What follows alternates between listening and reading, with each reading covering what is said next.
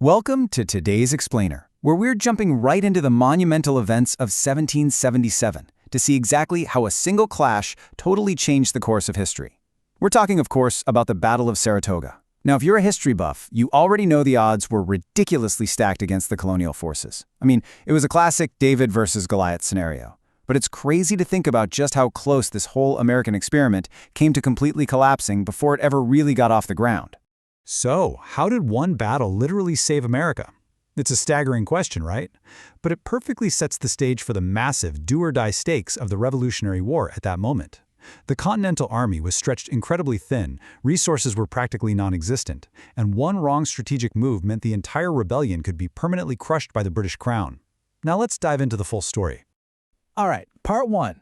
The British Master Plan. So, British General John Burgoyne crafted this remarkably bold, systematic strategy. Step 1, amass his forces up in Canada. Step 2, march this massive, highly trained force relentlessly south through the deep wilderness. And Step 3, the ultimate goal, sever the American colonies right in two.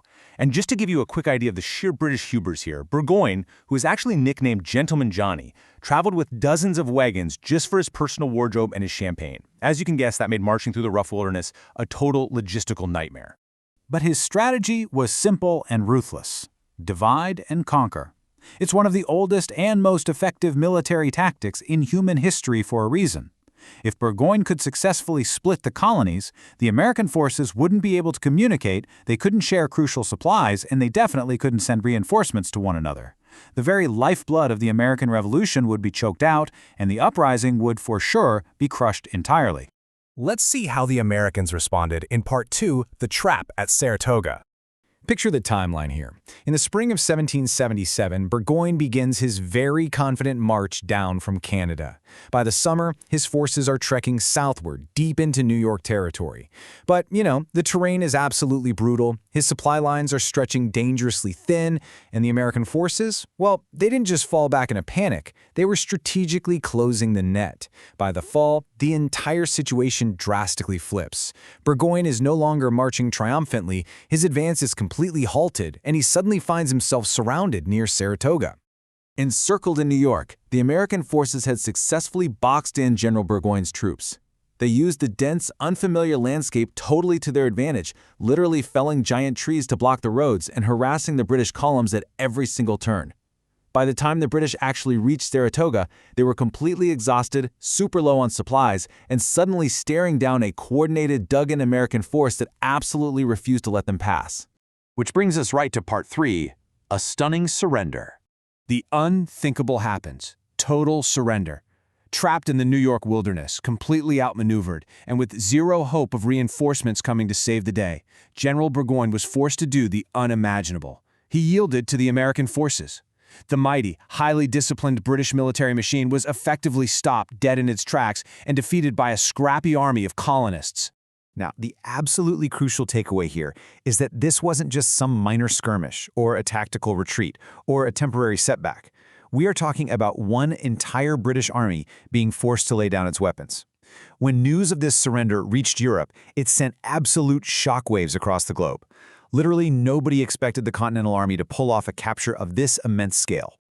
This is the very definition of a turning point, a decisive change in a situation with highly beneficial results. This victory at Saratoga wasn't just another notch on the belt. It shifted the momentum completely and fundamentally changed the trajectory of the entire war. Let's look at the massive global fallout of this in Part 4, the French Alliance.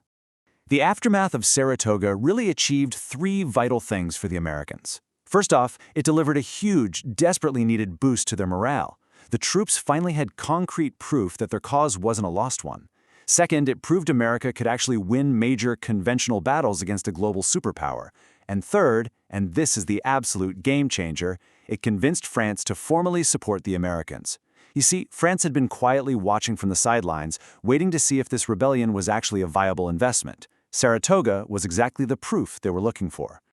Just look at the insane contrast here. Before Saratoga, the Americans were fighting the British Empire entirely alone, which was a brutal mismatch of resources and naval power.